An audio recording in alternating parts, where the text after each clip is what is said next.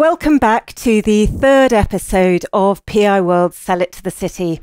I'm your host, Tamsin Freeman, and we're here today on the 25th of April 2022 with three private investors who'll pitch their highest conviction stock idea to leading fund managers Andy Brough from Schroders, Judith MacKenzie from Downing, and Stephen English from Stellar Asset Management. And the idea is for the retail investors to uncover a hidden gem that the fund managers have overlooked. We've got an excellent lineup of private investors who will present in this order. Firstly, the winner of the first and second episode, Richard Crowe, who's also known as Cockney Rebel and on Twitter as @RebelHQ. We've got Neil Cooper, who's not on Twitter. And we've got Simon Cooper, who's not related. And Simon's also very well known on Twitter as @BrilliantLeader. So the format, each investor will have 10 minutes to present their stock, followed by 8 or so minutes of questions by the fund managers. And then the fund managers will give their views on the stock and the pitch. And after the last pitch, which will be Simon, the fund managers will give their score out of 5 for both the stock and the pitch. So let's get started.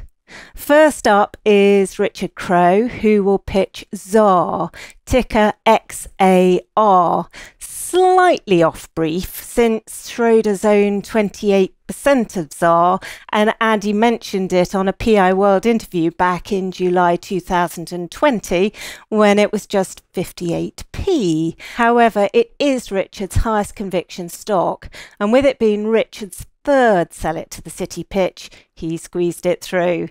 Richard, are you ready? Yes, that's fine. You now have 10 minutes. Lovely. Firstly, this is just my opinion. I have my Raging Bull t-shirt on. I've had my Bovril, so I'm in a bullish mood. I hold these shares, so I'm talking my own book. Anyone watching should do their own research and not take what I say just on trust. In this current consumer squeeze, you want to have a stock that has a long-term high growth potential while not being too consumer facing generally. Something with a strong USP and a management that are hungry rather than cosy and comfortable. A company with plenty of cash and a stock with momentum. How often do you get the chance to buy into a recovery of a world-class tech company? One where you get the chance to see they have had world-class products that captured 100% of a given sector.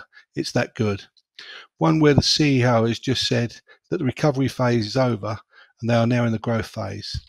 Xaar is a fully listed company. It floated on LSE 25 years ago this year. The ticker is Xaar and the market cap is 180 million approximately. I rarely do tech stocks. I like stuff that's easy or understandable like retail. But prior to becoming a professional investor 22 years ago, I was a graphic designer and I use wide format inkjet printers and they fascinate me. I understand large format inkjet quite well, I think. Xaar's tech is well beating. They make the print heads that sprays ink onto paper, substrate or other objects to be printed on. Xaar's apogee was in late 2013. In the lead up to this, Xaar developed a printhead which could print on ceramic tiles. This printhead was so good and so unique they captured 100% of the ceramic tile market. The great thing about recovery plays is you can see the past performance. In May 2012 the shares were £2. Just 18 months later they were £12. Xaar are still fabulous technicians. Sadly the same couldn't be said for their previous management. The first thing they did wrong was to concentrate 100% on ceramics. The next thing was to supply third parties with parts to resell which teed off the original equipment manufacturers that Xaar was selling to. Some competition came along and ate into Xaar's market while OEMs moved to other suppliers who weren't going to supply parts to third parties and enabled them to steal their replacement sales. Xaar lost their entire ceramic market sales. The board then decided to concentrate on two different areas, a new tech called thin film and 3D printing. Thin film cost a fortune to develop and they spent £80 million of the company's cash and was still miles from achieving what they wanted. 3D printing was more successful but still expensive to develop, so they moved into a joint development with the US company Stratasys. To cut a long story short, the costs were out of hand, the board was pushed out and a new board was installed. The new board were former guys from the very successful Domino Printing Science, also out of Cambridge Business Park like Xaar. John Mills is the new CEO. He started at Domino Printing and has been heading up Inca Digital for 5 years at Cambridge and left with glowing reference to join Xaar. John has been instrumental in turning Inca Digital into a world-class and internationally respected inkjet business over the past 5 years, said Inca on his departure. John Mills has a PhD in physics. As a previous customer of Xaar, it was easy for him to see what was wrong. He shut down the thin film project and sold off the 3D printing business. That drew a line under the massive R&D spending and the cash drain and left Xaar with around 25 million cash and no debt. Upon joining Xaar, Mills got a huge surprise. The technical department had cupboards full of uncommercialised, world-beating tech, all of which had been ignored by the previous board in pursuit of chasing thin film and 3D. Mills has literally taken this tech, put it all together, and along with rebranding Xaar, they have created the new ImagineX platform. Mills went out to the manufacturers, asked them what they wanted, and told them the old Xaar was over. No longer would they sell to third parties, and the new Xaar now had a can-do attitude, which was absent under the old management. 2 years on, things are starting to bear fruit. Sales are now growing, and some fantastic world-beating products are coming online. In 2019, just 2 machines were being built to use Xaar heads. By 2021, it was 12, and so far this year, it's 15 machines that are using Xaar heads, whilst 53 more are being developed. Inkjet machine makers are starting to adopt Xaar's tech at pace. Xaar have made 2 acquisitions in the past year, which look like game changers. FFEI design ink printing systems. They are a class act and have won a couple of Queen's Awards to industry. Megnajet, the other acquisition, provide ink delivery systems. Together, Xaar can now supply the complete inkjet system components and design and help speed up the time to market for developers. Developers just need to build the running bed or the substrate, and Xaar can do the rest, making it easier and crucially much faster for time to market for customers, while Xaar gets to sell more kit.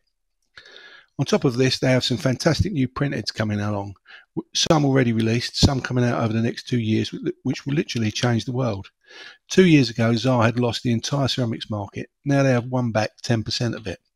New heads will be able to print water-based, ultra-high viscosity inks up to and over 100 centipoise, rather than oil-based inks. This is like printing with ink as thick as engine oil.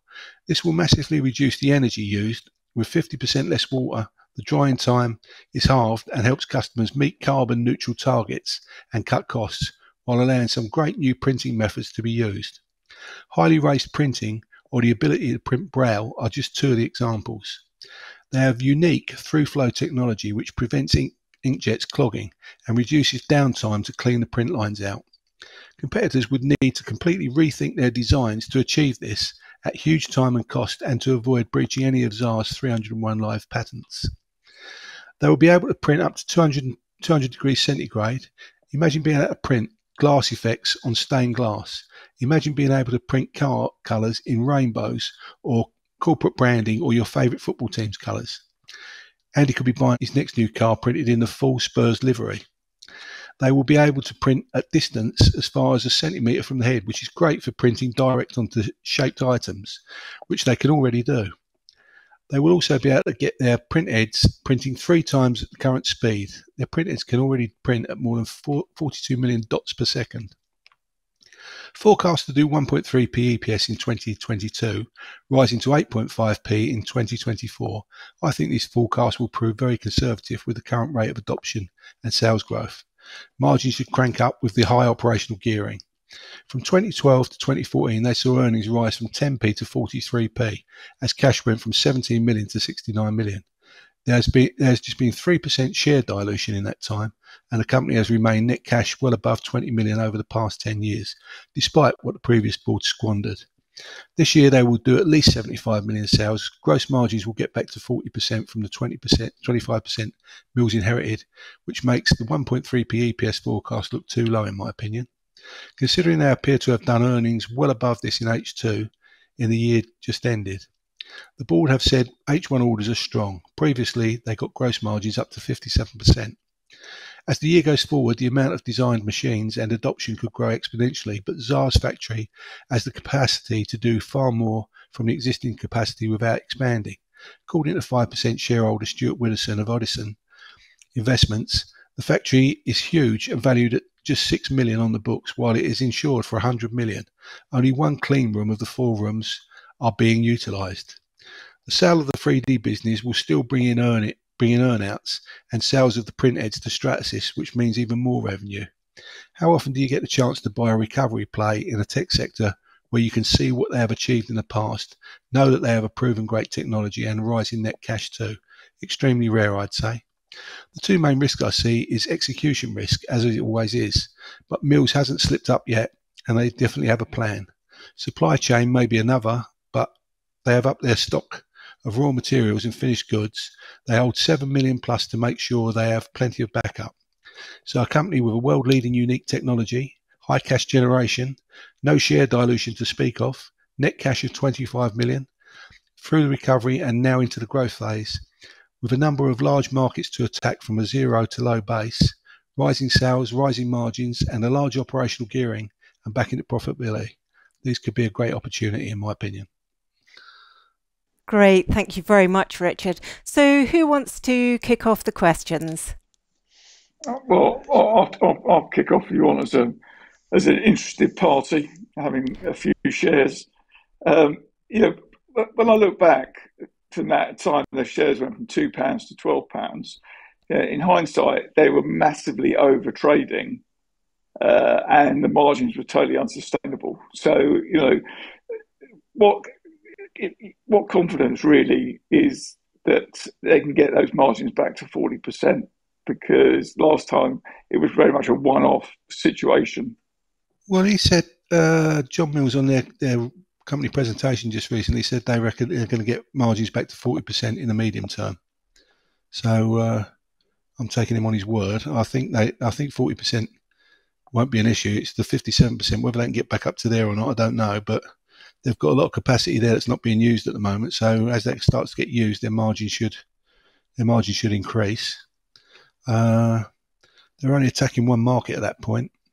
I think the product, their aqueous product, looks really good because if you want to be able to stop polluting with oil when you print, and you want to be able to cut your heat use, that's one thing. And if you want to be able to print with thicker ink so you can have raised print, that's another one. But I think that's quite a game changer. Aqueous is the way that the industry's going. They want to be able to use water rather than oil. So I think even car paints are water based now instead of oil based. So they've got a lead there, because if you're going to print with thick inks, it's no good trying to have a head where all the rest of the competitions are unique. You've got like in a competition, the ink goes into these jets into like 3 tanks, and then they print the tanks, send the ink down the jets. With Xaar, the ink flows past the jets, so as it blasts the ink through the holes, there's no build up of ink for it to block. And they've been testing this. I saw a video on YouTube with their chief operating officer, Graham Tweedle, a couple of weeks ago, and he was saying they've beta tested it and the results have been absolutely fabulous. So I think that's another area where they could steal a march on the market, definitely, and raise their margins a lot higher. Whether they get to 57% again, I don't know, but I know Mills was saying 40% in the near term. When I look at the margins you look at the margins for the full year and you look at the margins for the first half, it looks like the margins in the second half was nearly at 40% anyway, when I look at it. So, Judith, Stephen. Yep, I can go on this one. I'm not conflicted like Andy is, given his history here, but I'm sure we'll take that with a pinch of salt. Yeah, I think it's always quite difficult, isn't it, when it's been a bit of a turnaround, to really look at what normalised might be, and it's even more challenging in this market, isn't it? And I suppose my comments would be on that margin, but also observing, as you've just said, that it looks as though the second half has actually made quite a nice step up. So I don't think you even need to get to close to over 40% to actually feel happy with the valuation in a couple of years' time. However, I think there are clearly some inflationary headwinds and supply chain issues that you've highlighted, and I think they've got about 9 million worth of inventories, which That's actually, if you look back as a percentage of turnover, might look a little bit light. Is there anything you want to say on that? Because it could easily be that they might need to hold up to 12 million or so. I don't know. The 9 million of inventories was finished product and raw materials. So I presume 9 million of raw materials becomes a lot more in finished materials when they've used that raw material. So it would be basically like them having more finished product than the amount that you think they have at the moment. So that's what I actually think. 9 million might not sound massive, but I think as it's raw materials, a lot of it builds up into being a bigger stockpile of finished items. So, and Mills seems pretty confident that they've got enough to last them, and they can always build up more along the line. I presume if they've got a good supply chain at the moment, which they seem to have been able to done that. Stephen, any further questions from you? Yeah, I spent most of the day reading Einstein's paper on his viscosity equation just to get ahead of the curve on Xaar. So really like the tech. I conflicted as well. It's probably top 3 or top 5 PA position for me. I added to it a couple of weeks ago, so I do like the stock. I like Mr. Mills. I like the clarity and simplicity of messaging. Their business model is quite simply to sell more print heads. And there's a quiet confidence, or maybe not so quiet. He's very publicly keeps saying it, we will be successful.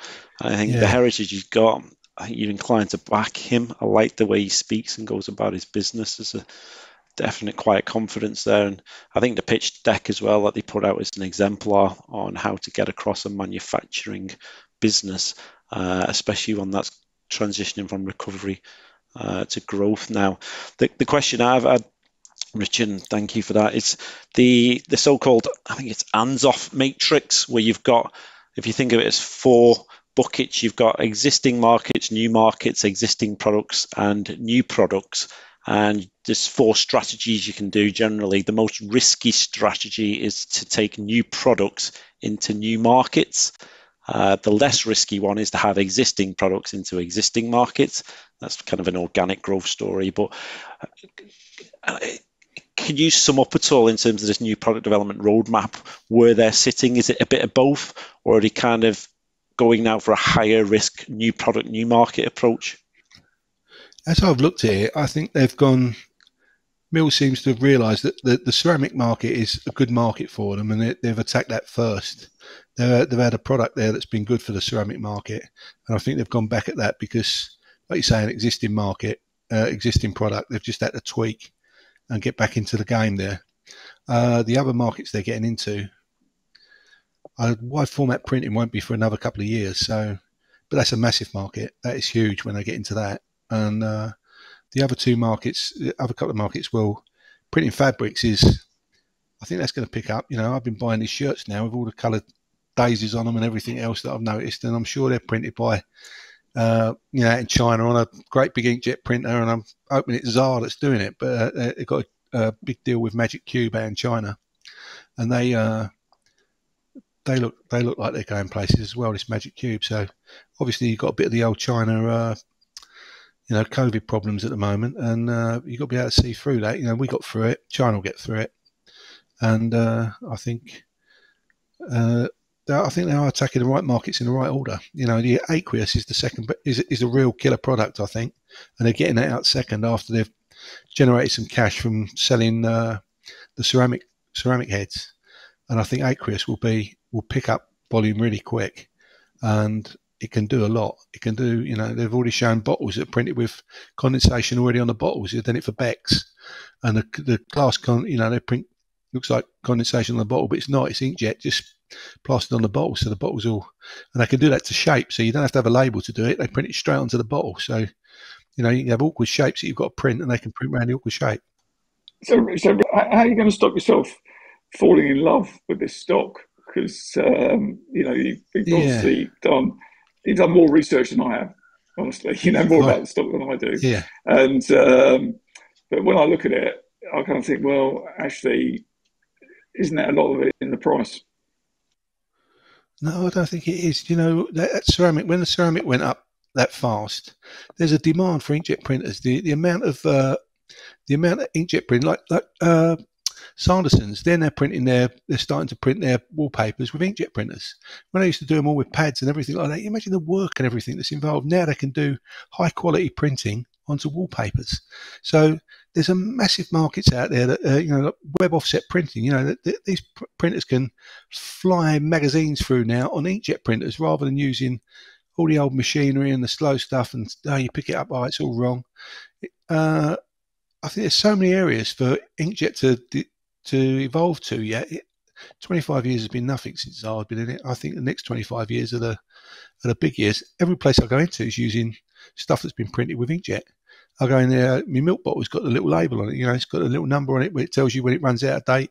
I go in the shop, they've got posters everywhere, all done with inkjet. My shirts are being done with inkjet. Everything's been done with inkjet. And it's the way the world's going. Old hair transplants now, don't we? With the old inkjet. I'm having that printed as well. Print to shape on my head. So, Andy, give us a summary of what you think of Xaar and your view on the pitch. Well, I think, as you said, we've got a big position, and we kind of bought it just because it was trading at a below current assets. And I thought, you know, the knowledge of Richard is very impressive, and the amount of research he's actually done, actually talking to people at the company, presumably, is a lesson to anyone watching the show, really. Thanks very much. And Judith, your view on Xaar and Richard's pitch?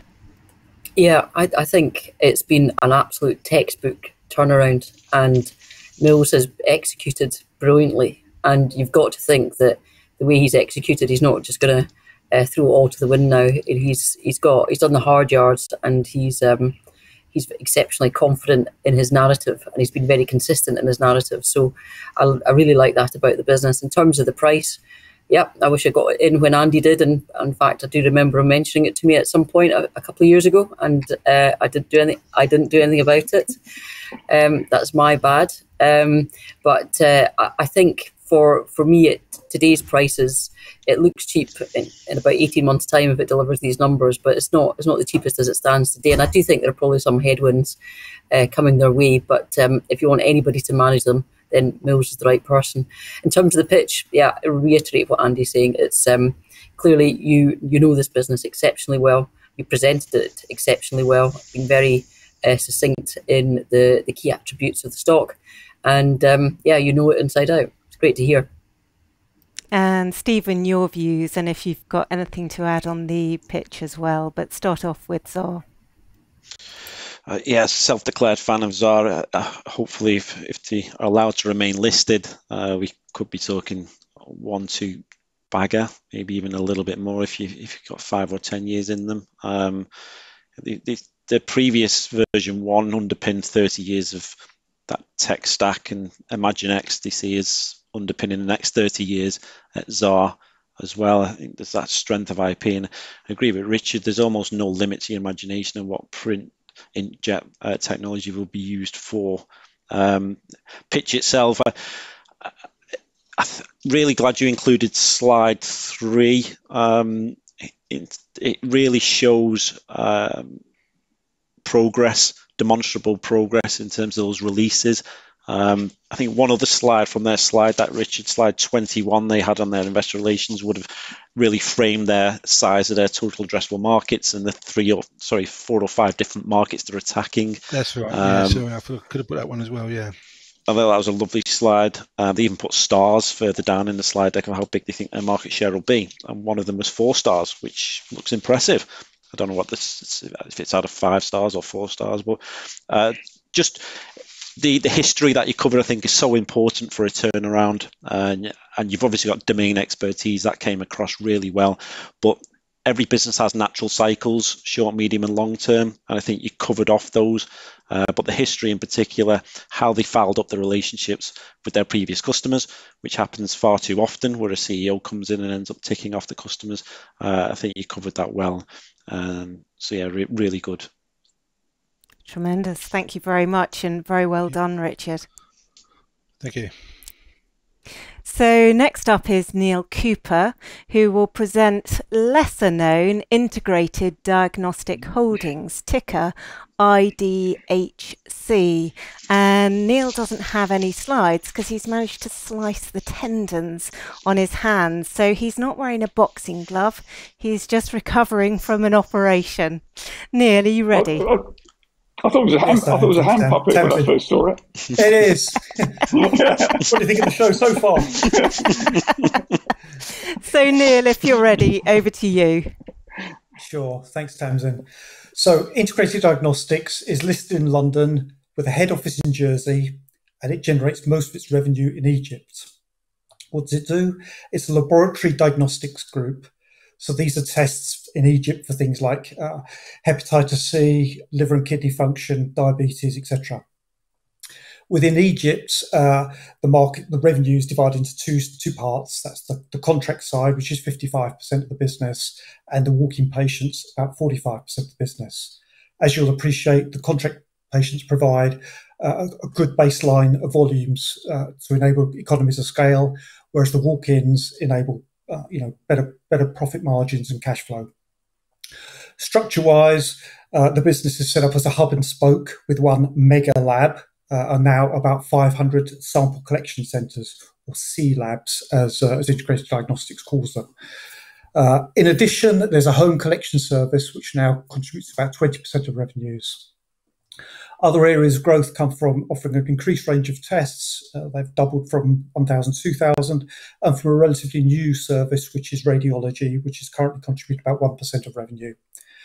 The CapEx requirements for growth are all relatively low. For example, the collection labs I mentioned, each one of those costs about $50,000. Each one then typically takes about 1 or 2 months to set up, break even within 5 or 6 months, and is at full capacity within a year. So what are its operating results? Well, firstly, it's fair to say that Integrated Diagnostics was a beneficiary of COVID. So to be fair, I've split its operating results into 2 time periods, one from its IPO in 2015 to 2020, and the second one of 2021, the COVID one. So in the 2015 to 2020 period, its CAGR revenues grew at 14%, and its operating cash flow CAGR was 16%. Its ROCE has followed a similar upward trend, consistently growing from 15% in 2015 to 33% in 2020. From these CAGR and ROCE results, hopefully you'll see that it's a scalable and an asset-light business. So 2021, the preliminary final accounts for year ended 2021 were published last Thursday. Revenues are up 97%. Adjusted EBITDA was up 116%, and that's for an EBITDA of 48% of revenues. Net profit was up 145% for a net profit of 29% of revenues, and cash balance was up 168%. So I'm sure you'll agree these are outstanding results. And in addition, I'd like to draw your attention to the fact that each of these results are trending in the right direction. So the net profit at 145% is higher than the EBITDA at 116%, which is higher than revenues at 97%. So everything's going the right way. And it's also worth noting that for Integrated Diagnostics, the EBITDA is the true proxy for cash, i.e. the earnings are converted into cash. And just by way of completion, my calculation is that the ROCE for 2021 will be about 60%, 60%. Now, I'd happily accept that COVID was a one-off, hopefully. So on the other hand, the core business of non-COVID tests continues to grow at high double-digit rates, which bodes well for continuing future growth. Capital allocation, the cash balance at the year end December 2021 was $120 million, which is about 20% of market cap at that time. And as it grows, capital allocation, in my opinion, will become increasingly important. So how is it allocating its capital? Firstly, with acquisitions, and the plan here seems to be carefully deploy the cash with careful bolt-on acquisitions. For example, about 2 months ago, they've announced that they're looking to buy a 50% stake in one of Pakistan's largest integrated diagnostics providers called Islamabad Diagnostic. And the other 50% of that business is owned by the founder/CEO. And that's the same model as integrated diagnostics carried out for their 50% ownership in Jordan. And so Islamabad Diagnostic, has a network of over 80 centres in 30 cities in Pakistan. So it looks to me like a sensible extension of their of integrated diagnostics geographic footprint. The total price paid for Islamabad Diagnostics for the 50% was $75 million, which was funded by $10 million of the capital plus some soft debt. The sister organisation, the IFC, which is a sister organisation of the World Bank, has actually recently bought 5% of the business, and it lends it effectively soft money at about 3%. So that's attractive. What will the management? That's $10 million out of the 100 or so million. What will it do with the remaining 100 million? Well, in its final results, Integrated Diagnostics has dividend payout costing about $70 million. So for investors, this is equivalent to about an 11% dividend yield, arguably a special dividend. Management, the driving force is the founder/CEO, who's Professor Hind El-Shabini. She's been with Integrated Diagnostics for over 20 years and owns about 30% of the business. She's experienced, and I think she's excellent, and she also has an important amount of skin in the game and some dividends now as well. Risk.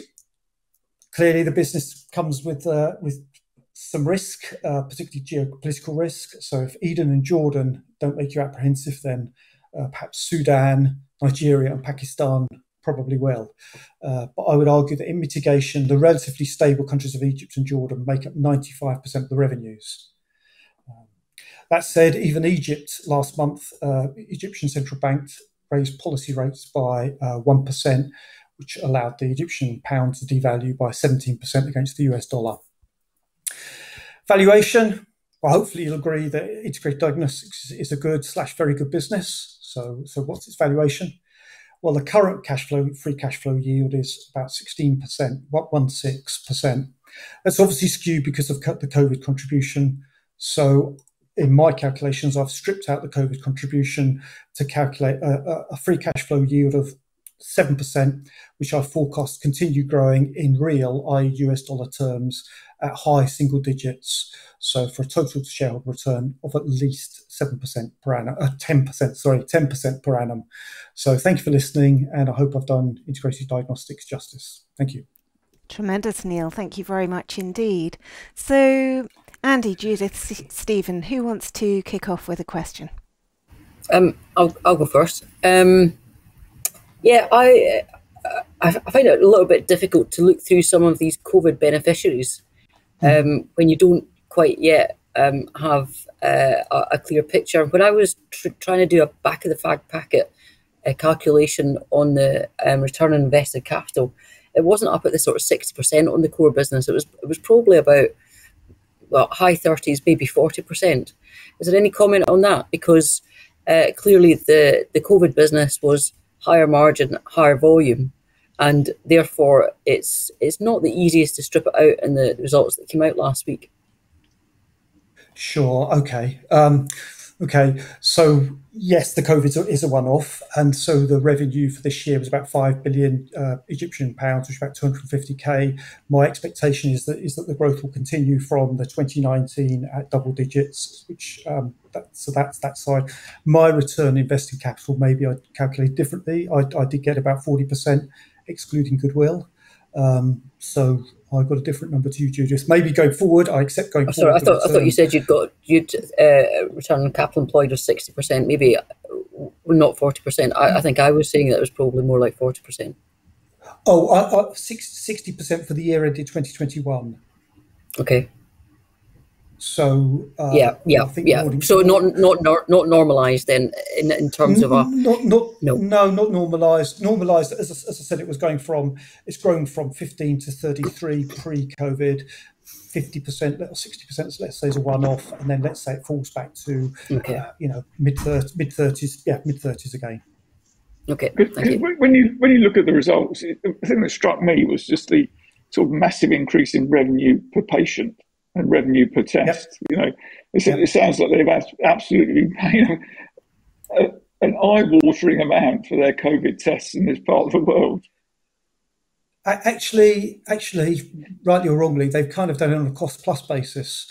So maybe a bit more margin on that. But you're right, the fundamental cost of the COVID test is a higher cost than a diabetes test, for example, or a Hep C test. Just taking Judith's point very well made about sort of the COVID beneficiaries, holders of, well, I'm not a holder, but the holders of things like Xaar and Synergin and EKF have all been sort of whacked over the head because actually, COVID has been a far larger contributor.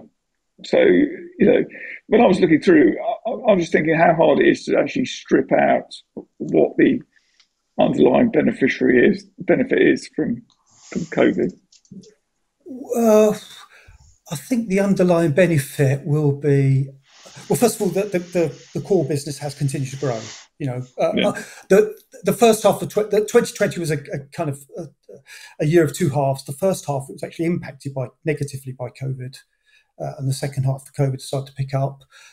So, I mean, I think one of the main benefits of it will be that the brand is out there now a lot more, and that their contacts with the Ministry of Health in Egypt and the other countries will be improved.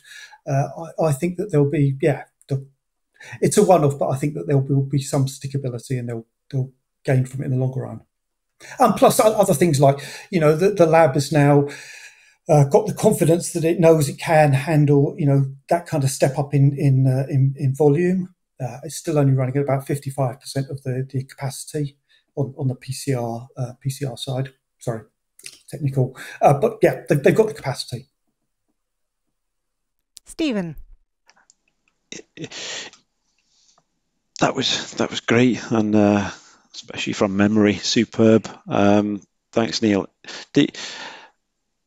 Slightly befuddling in terms of the share price. It's back. Looks like, just looking at the Bloomberg here, it looks like it's back to IPO pricing. So it's done nothing really point to point in 7 years, despite the COVID bounce. I think the COVID bounce was pretty insipid on this one. So hopefully the payback for that will be quite small as well.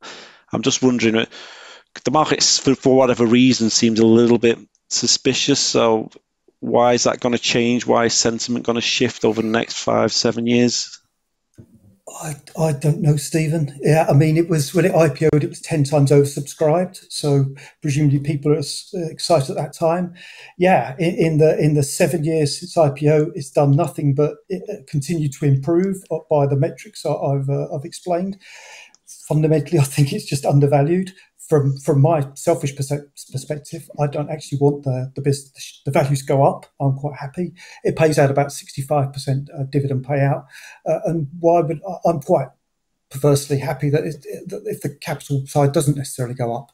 I mean, perversely, I'd have actually preferred that they did some share buybacks rather than the dividend payouts at the price it's currently at. That would have been I think a better move. And I did actually speak to management about that, and they would need board approval and so on. So, but for me, it's fundamentally undervalued.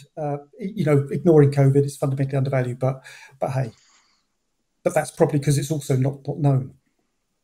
I was just intrigued by the sort of the put option, which is the sort of earn out in a different guise. When the guy who has got the majority of it with the Jordan subsidiary, which has just had probably its best ever year. And likes to be repeated in 5 years' time, and you can cash out on a multiple of 7 times, isn't? Yeah.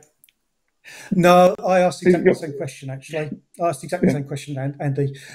It's actually, I think he's only got 40% now, and it's completely in the money. The business is covered, and it's 7 times EBITDA. But you're right. I asked exactly that question. Well, surely with the one-off COVID benefit, he would have said, well, 7 times that higher number would have been a good thing. But no, I was assured by management he's in for the long run, and so he's not. He won't be exercising that option. But as I say, it's in the money anyway. And they've got a similar agreement with the Islamabad Diagnostic as well. So I don't know what Judith and Stephen think, but do you think it's kind of tarnished a bit by the whole NMC fiasco? NMC. What's NMC? Was that FTSE 100 company? Yeah, with a UAE-based business, wasn't it? Yeah. Probably is the answer. I think if you look at it, the way it's been, you've still got a very large PE holding there as well from the territory. The geopolitical sentiment is. Did you say it was based in Jersey as well, registered in Jersey, operating geopolitically in countries that have maybe got a bit of a reputation, should you say? And then, probably a bit of sentiment against it, I would have thought. Yeah, I think one of the I agree, Judith. I mean, one of the things is that they're only got a standard listing, so I think that they should possibly invest a premium listing. But presumably they've ticked a lot of governance boxes, the fact that they are listed, but not extending there as that risk. And then you're right, there is a PE fund in there, Actis, which has 20%. But on the other hand, you could argue that's a good thing because they've been in since IPO. They didn't sell out at all at IPO and never have done. None of the shareholders have sold out. There's 600 million shares, and it hasn't changed. Hasn't changed at all since float. I think you made a great point of on the share buybacks. Actions speak louder than words. Why aren't they? You can use all the excuses under the sun not to do them. Yeah. I don't know, and I don't know, Stephen. When I do know, again, I've asked this question, and the answer I was given was one, liquidity, and two, that when they IPO'd, they told the city that they would be paying out a decent dividend. So those are the reasons. I wonder if the CEO, being based in Egypt, I wonder if, being cynical, that she would perhaps prefer the dividends in US dollars rather than gaining more capital. But yeah, I don't know. I think it's disappointing that they haven't bought back more shares at that price, which is undervalued. Stephen, do you want to go ahead and give your views on Integrated Diagnostic Holdings and on the pitch? No scores at this stage. Fascinating, thank you, because I've never looked at it before, Neil. So thank you for that. Didn't even know it existed. I'd need to dig down more into its relative market positioning. The Pakistani acquisition, I noted that was the fourth largest, so it's not bought a market leader. Maybe it thinks it can get it to number 2 or 1 under its own steam, but I do prefer market leaders.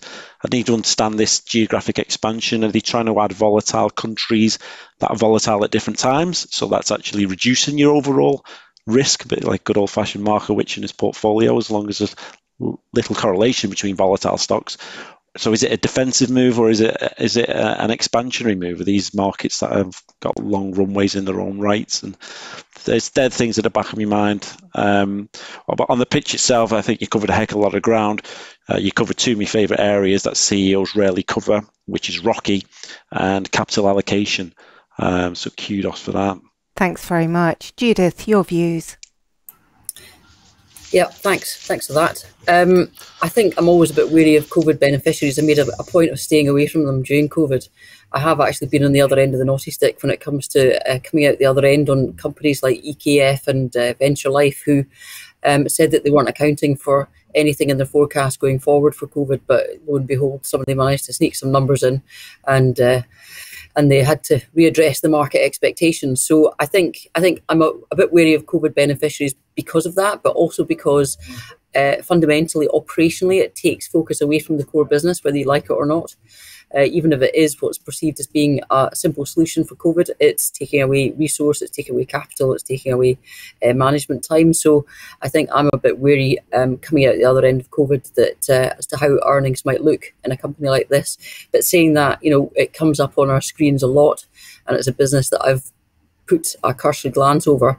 I've got to say, I stepped away from it, not just for the COVID reasons, but because of transparency in some of its governance and accounting policies. And in that regard, I think they say that they don't adhere to the QCA code. They don't have to, because they're standard listing, they don't have to take or adopt the full code, and they've basically put together their own code that says they'll do things properly, which is fine, but it doesn't really give me much to gauge how they look at governance. And with the geopolitical risk that's there, it's maybe just a little bit too challenging for me, but I can certainly understand how the metrics are very attractive. As the pitch itself, yeah, I think I would say the same as Stephen. I like pitches that focus on cash and return on capital, or ROCE, and that's certainly something that you did here, and you clearly got a good understanding of the business and presented it for both the good parts and the more challenging parts of the business, and didn't try and just gloss over them. So thank you for that. It's a good pitch. Thanks very much. And Andy, your view on integrated? Yeah, I'd echo that. I thought it was clear and concise. Explain business really easily. As just like Stephen, I'd never even heard of it before. I thought we were talking about a dental company until someone told me the D actually stood for diagnostics. But there we go. No wonder I couldn't find it this morning.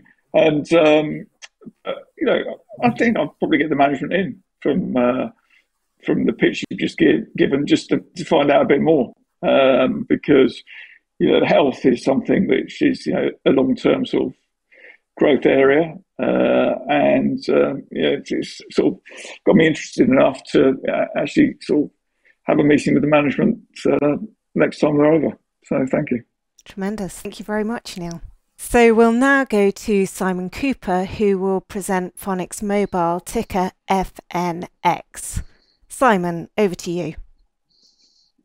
Thanks, Tamsin. Hello, everyone. I'm going to be pitching Fonix Mobile today, FNX. And so just a bit of an overview about Fonix. Essentially, it's a platform business that facilitates mobile payments via carrier billing. So just think pay by text, for example. We've seen it with some of the charity events. Children in need, you'll see a text number that comes up to pay. Well, that's actually Fonix. They IPO'd October 2020. I first bought in January 21, just to disclose that. They have a market cap of around 150 million. I would also add, it's worth noting that they have a June year end. So as we go through some of the numbers in this presentation, it's worth bearing in mind that they've got a June year end. One of the highlights of this company is I think they've got a very customer-focused strategy, and that's one of the things I like a lot about them. They only operate in the UK at the moment, where they've got completely organic growth, because you build the platform and then it's about adding scale to that platform. But they do have aspirations to repeat the model overseas, although nothing has really come of that yet. In the short term, I've no idea what the price will do, of course, as no one does. But my thesis here is really to look at this as a GARP stock, so a growth at a reasonable price, typically over a 3 to 5 year time horizon. This is a pinch from the company presentation. Actually, it's just on the left-hand side there, you've got some of their main customers, so some very big names. ITV, Bauer Media Group, and so on. I've already mentioned Children in Need, Comic Relief, and if we move over to the middle of that slide, you can see that they've got all of the main carriers in the UK on board, which is actually quite significant, and I'll come on to that a little bit later. So they've got three products and services in their portfolio. The main one being mobile payments. So literally, we pay by text, and they take a small percentage of each payment. So that accounts for 84% of their current gross profit. 19% sits with mobile messaging, which is a higher margin part of the business, or it's a higher margin product that's part of their platform that is growing. They're moving more and more customers across to add in mobile messaging, which basically means their customer can communicate back to the end user. So if someone's made a payment via SMS, then and the vendor has this facility, they can then start a relationship with the customer, with the end user. So it sort of becomes quite a powerful part of their marketing potentially. And then the managed service is quite a small part of the business overall of 7% gross profit. That mainly relates to the charity side of the business, where they don't take a percentage of the payment, but they do take a management fee for operating the event. They've got 5 sectors that they target, so they're very specific about the sectors that they use, and they've very much got a land and expand strategy. So the more established sectors that they address are on the left-hand side. We've got media and charity. They've been going for some time, and if we move down that slide to the right-hand side, the newer sectors that they're targeting: digital services and ticketing and transportation. And you can see in the small print there some of the detail. But I think one interesting one is they did quite a big deal recently to move into the online dating space. So that's an example of one of the digital services. But like I say, it's very much a land and expand strategy. So they established some key customers in each of the sectors, and then they build on those customers to add new customers into the mix. So their growth strategy, they're still growing existing customers. That's the amount of money they earn from existing customers. So I think in the interim stage, they were talking in terms of the spend with existing customers increased by more than 10%.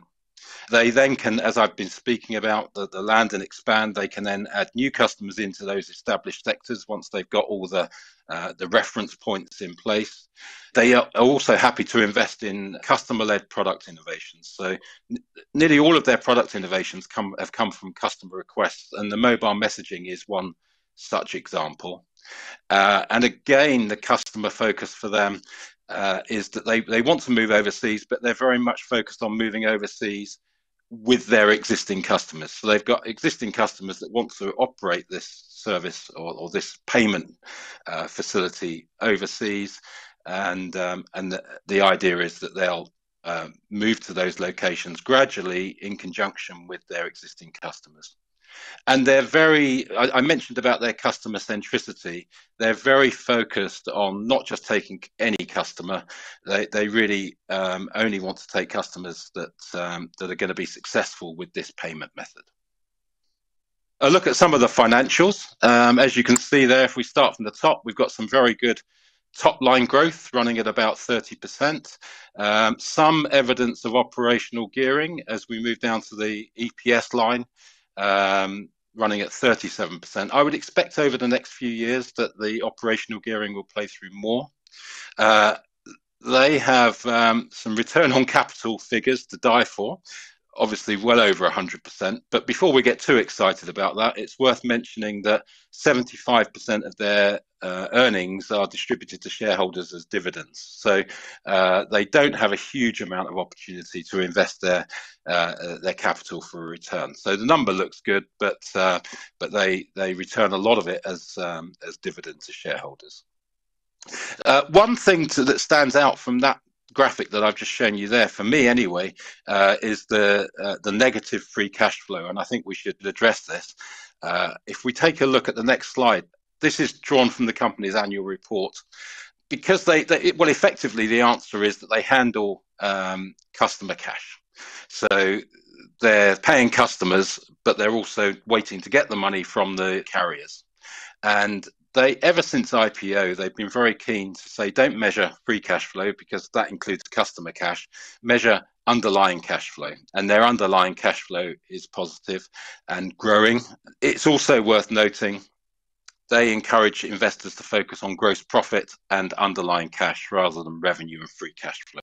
So that's the explanation for that cash flow figure. One line I borrowed from Stockopedia. You can see very high quality rank, which you'd expect with, a 17% operating margin and some of their return on capital figures.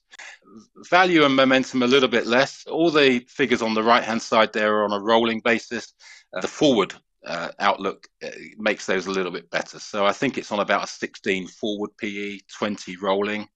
It's over 4% forward dividend yield, 3.8 there.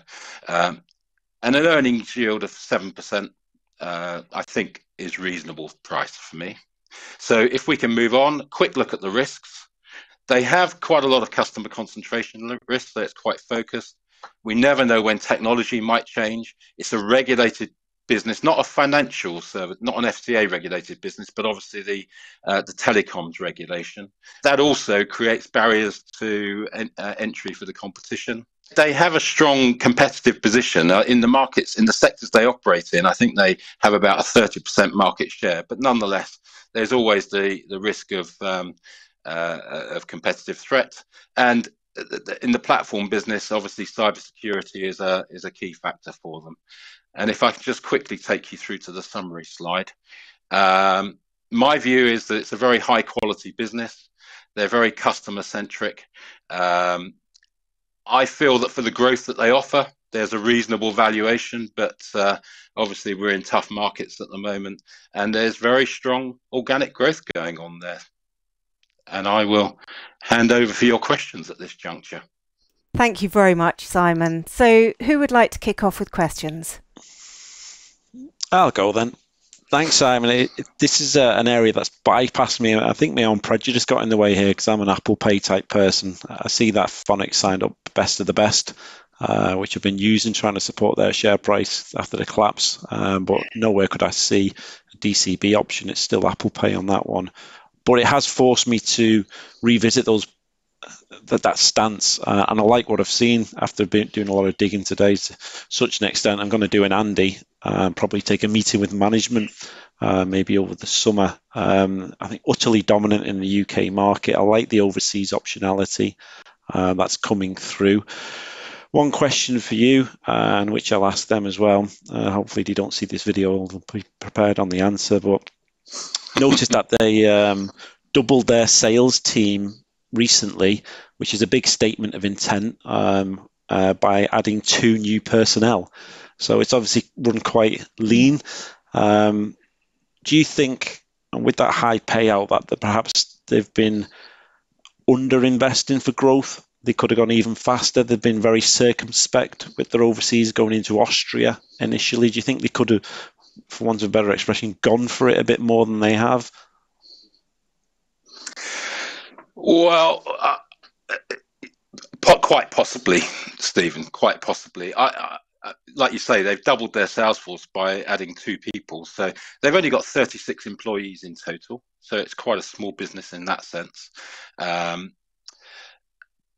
I don't know. It's not about volume of customers. It is about scaling the volume of transactions that go through the platform. But one way, they're very focused on sort of landing a customer and then putting a lot of effort into making that customer successful. And I think you'll find that they're still running at a 100% customer retention. I don't think they've lost a customer that started using the platform yet. Which sort of backs up the customer centricity. So no, not really. This is not one where you're going to have 100 salespeople out there knocking on doors. It's, once you've got an established name in the sector, or a couple of established names in the sector, it's very much a case of then contacting all of the other people that would relate to that, or the other companies that would relate to that. So, not for me. I'm very happy with a 30% growth figure. Just a quick point on Stephen's one about Austria. They made a bit of an announcement that they were expanding into Austria, and then remember, when you go into a country, you've got to get all of the carriers signed up. You've then once that's established, all the regulatory hurdles, and then you've got to sort of wait for there's a time delay before the customers start running their campaigns and payments start coming through. But I think Austria is still on the cards, along with other territories, I believe. So I think we'll get some more news on overseas territories as the year unfolds. How do you think about the company? Do you think it is like a telephone company? Because most common discussion I've had with my parents when I was growing up was, get off the phone, you're costing me a bloody fortune. And we just see this huge sort of price deflation. Or do you think upon it as a sort of technology company where actually it can hold on to these prices and not get disintermediated away, which we've seen, we used to pay 10p for an SMS, didn't we, etc., and all those charges have come right down. So I just wondered how you, in your mind, think about it. Well, very simply, I think about it as a technology business. It's a platform business. They provide the platform through which the transactions occur, and I don't see that changing. I think you need all of the carriers aren't going to set up their own platforms. That just doesn't make any sense. So I very much see it as a platform business. I don't think they take an extortionate percentage. I mean, I think it's all about volume of transactions. So it's a technology business. It's a platform. What they need to do to keep growing is to add scale, and that comes from adding new customers, but also expanding the campaigns that are run by existing customers. Just taking on Stephen's point, where they've got a huge escalation of the sales force from 2 to 4. And then you read in the sort of results that actually, you're up against Apple Pay. They might have a platform, but how do you think they can really maintain a platform as they get bigger against all these sort of, giants in the industry? Well, I think it depends on which sector we're talking about. But so, for example, in the charity sector, the text comes up on your screen. Now, maybe, one day one of the risks is technological. Maybe at some point we'll all be snapping on a QR code on our screens rather than typing in a text number. So sure, there's risk on the technology side, but it is a growth area. It's not that people are moving away from this. It's that this hasn't really been available to people before. So on the digital services, for example, this now appears on the ones they have a relationship with as a payment option at checkout. You can choose to pay Apple Pay. You can use your credit card, or you can pay by text. So it's another option, I think, and it clearly is gaining some traction. How long that goes on for and how big it can become, I don't think any of us really know.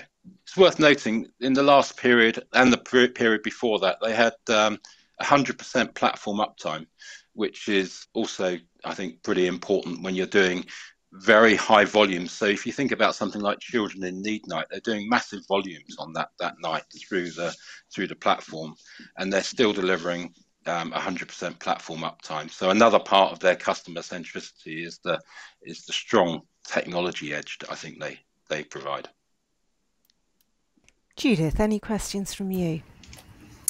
Yeah, I'm a bit of a fan of this one, I have to say. I think there's a lot to like about a young team. You haven't mentioned the management team too much, but it's a very young and dynamic team. And I think if you meet the team, you understand that they really are an IP, a technology business, as opposed to good old-fashioned fixed-line telephony of any sort. So, a lot to like about it.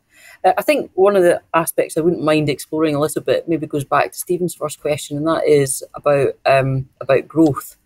And they do mention some new verticals, including car parking and ticketing, and they're very cautious in the way that they talk about it, and it's very much a kind of 3 to 5 year view. But and I think the way they talk about it is nicely prudent. But knowing what's going on in that ticketing aspect, smart ticketing through companies like Tractus and some others, surely if they put a little bit more resource behind it, instead of maybe 2 new salespeople or a couple of new developers, they could gain that market share or that market presence a little bit more aggressively. I don't know if that's something that you've challenged them about.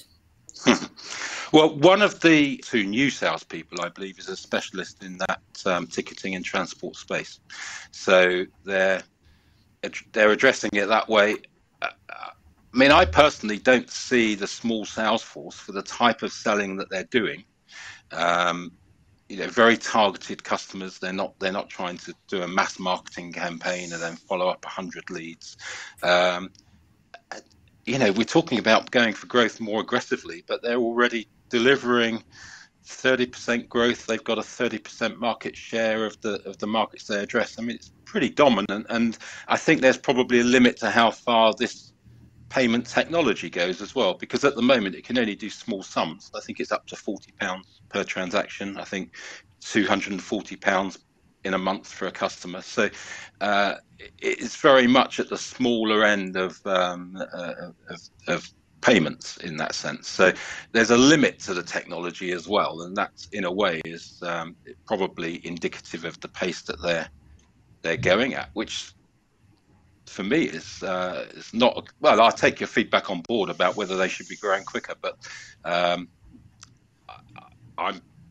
really pleased with their growth, I have to say, as a shareholder. Yeah, I would take 30% per annum every day, actually, so I'm not too worried about it. Is there anything you want to say on the working cap? Because it can be a little bit lumpy now. Clearly, it's the carriers that they have the risk with, but it has been, or it can be pretty lumpy at times, and that can distort cash a little bit. Is there any observations that you want to make there? Yeah, if I'm honest, Judith, the cash flow is the one thing that makes me, should we say, a little uncomfortable, because I like businesses when they're really clean, when you can look at the cash conversion, the cash drops through to the bottom line. But it's the nature of the business, because they sit in the middle between the carriers and the customers and the end users. It's the nature that cash operates in this way. They do make a point that they don't leave themselves exposed, so they tend to pay out their customers once they've been paid by the carriers, which happens. They get payments from the carriers once a month. So yeah, I don't like seeing negative cash flow, which is why I had to do a deeper dive and show you that, because they very much make a point of saying that it's customer cash, and they've been very consistent in that. So I don't think they have an issue with working capital or cash flow. I think they're completely on it. They know what their cash flows are about, I think. Okay, thank you. Simon, thank you very much indeed. We've sort of run out of time for questions. Stephen, is it a quickie? No, never is with me. Sounds dodgy. Well, instead, perhaps you can give us your views on Fonix and your views on the pitch. Views, yeah, lots to dig into. The data piece we didn't really touch on. It looks like it's more of a enabling relationships rather than monetizing it per se.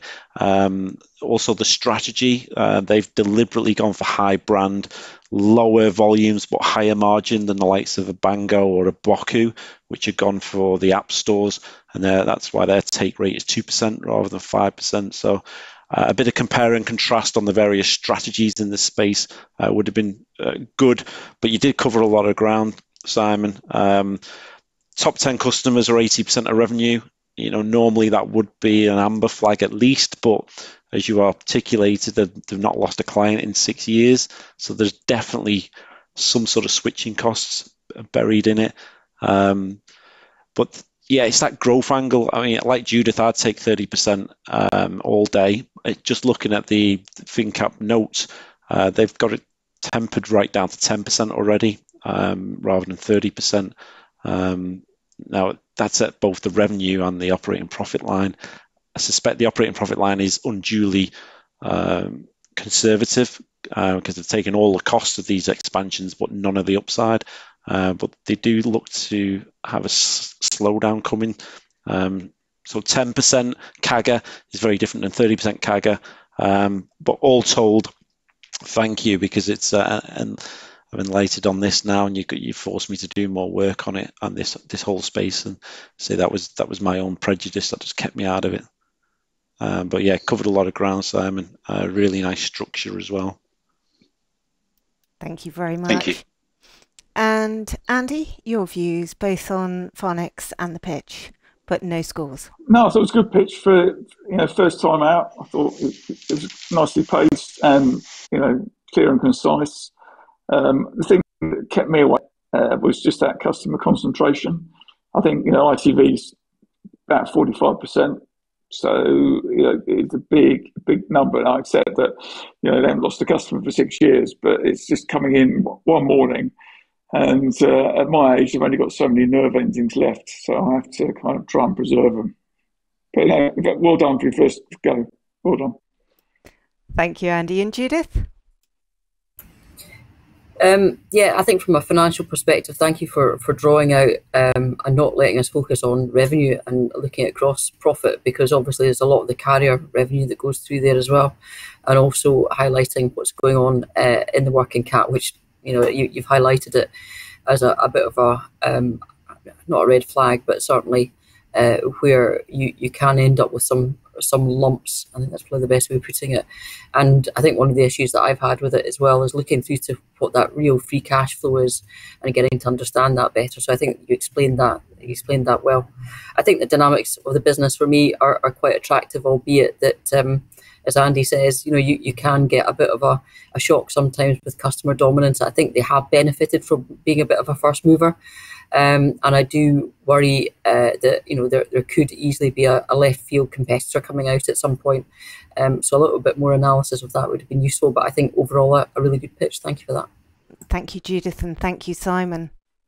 So now we've come to the moment that everyone's waiting for. All three pitches were fantastic. So how are they going to score? So Andy, let's go to you first for Xaar, for Richard's. First the stock and then the pitch. So how would you score Xaar out of 5?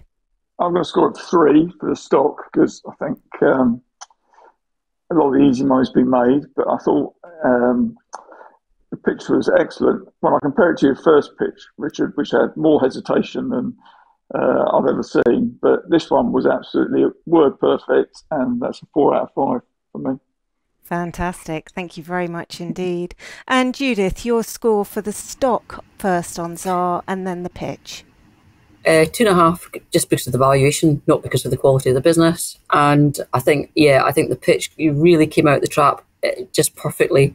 You made all the right comments when it comes to what attracts a fund manager to a stock. You looked at all the key attributes and put those keywords in there at the start, so that really attracted the attention. And I would actually give a 4.5. For Andy's score, you have 7 out of 10. And for Judith, you've got 7 out of 10. So Stephen, what is your score for Xaar as the stock and then for the pitch? I've clearly had my Weetabix for breakfast and lunch, so I give the stock 4 out of 4. I do see 4 out of 5. So yeah, Christ, 4 out of 5. I need me Weetabix for supper as well then. I do still see significant upside over a 3 and 5 year view, accepting the journey that it's already had. Near term looks slightly fuller in terms of valuation.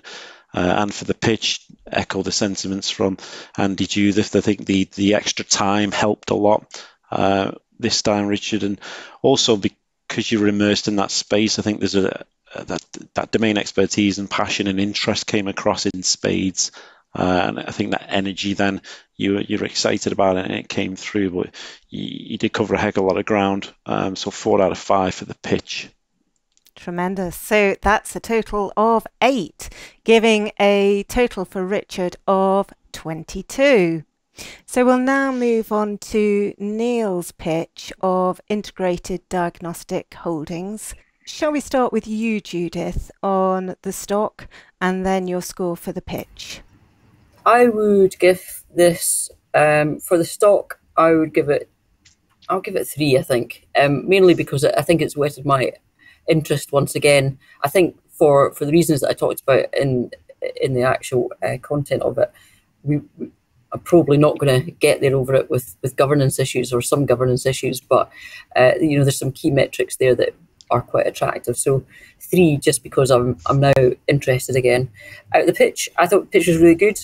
I think it was very well structured, and I would give it 3.5 out of 5. Tremendous. Thank you very much indeed. So that's a total of 6.5. And Stephen, let's go to you for the score for the stock and the score for the pitch, Integrated Diagnostic Holdings. Yeah, a bit of a curate's egg. There is a lot to admire, but it just can't get over quite a lot of the wrinkles. So 2 out of 5. But I think don't be disheartened by that. I think that therein lies the opportunity. That a lot of institutions can't look through that aspect of it, so that creates that disconnect of probably the intrinsic value. But yeah, very, very interesting, and thank you. As I said, didn't even know it existed before today, so I do now, and it's on the radar. The pitch, so you covered off 2 of my favourite areas. So like the fact you did a lot of your own work as well, and trying to adjust the figures. I thought it was very, very good to identify the pre-COVID, post-COVID scenarios that we have had there, and the risks. I think you were covered in an honest fashion as well. So I'd give 4 out of 5 for the pitch. Brilliant. So that's a total of 6. So it's down to you, Andy. What do you give for the stock and for the pitch? Well, for the stock, I'm going to go 3 because I can see all the risks, but I can see all the potential opportunities. So it's something I'm going to have a look at. And I thought again, first time pitch on this show. Great effort, and not having any notes unless they were kind of written on the back of the glove puppet that I couldn't see. So I'm going to give 3.5 for the pitch.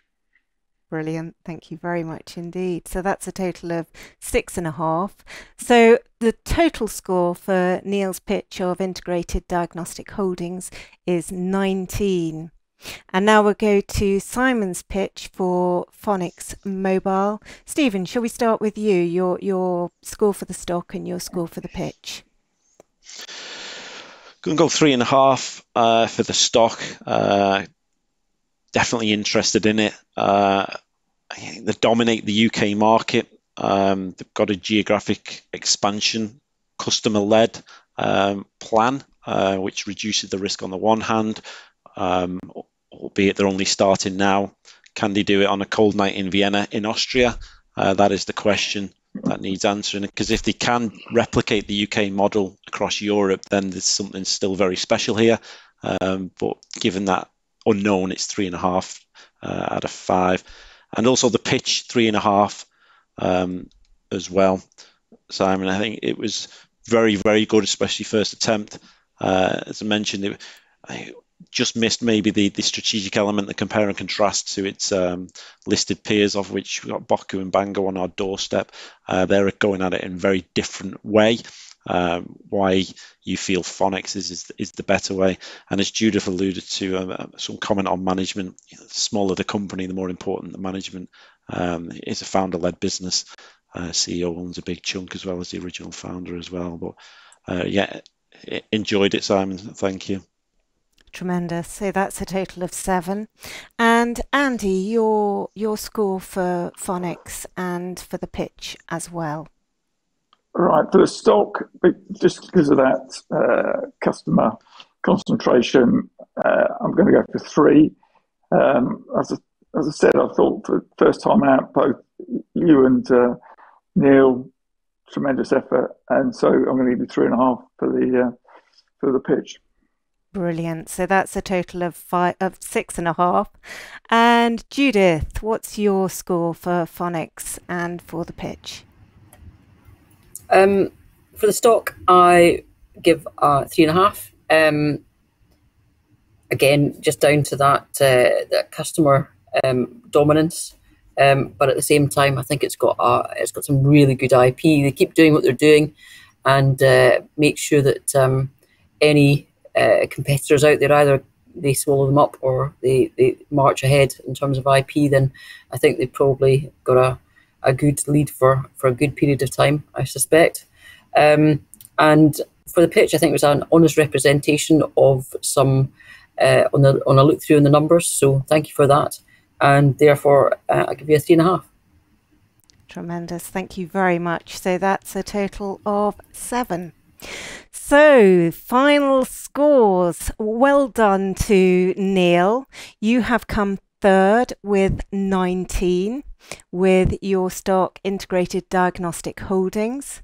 And that is with Simon second with Fonix Mobile with 20.5. And that makes the person who sold it to the city for the third time, Richard Crowe with Xaar and his score of 22. Absolutely superb, Richard. And great pictures by everyone. Absolutely superb. They really were. So huge thanks to your effort and for all the time you've put into it. It's really appreciated.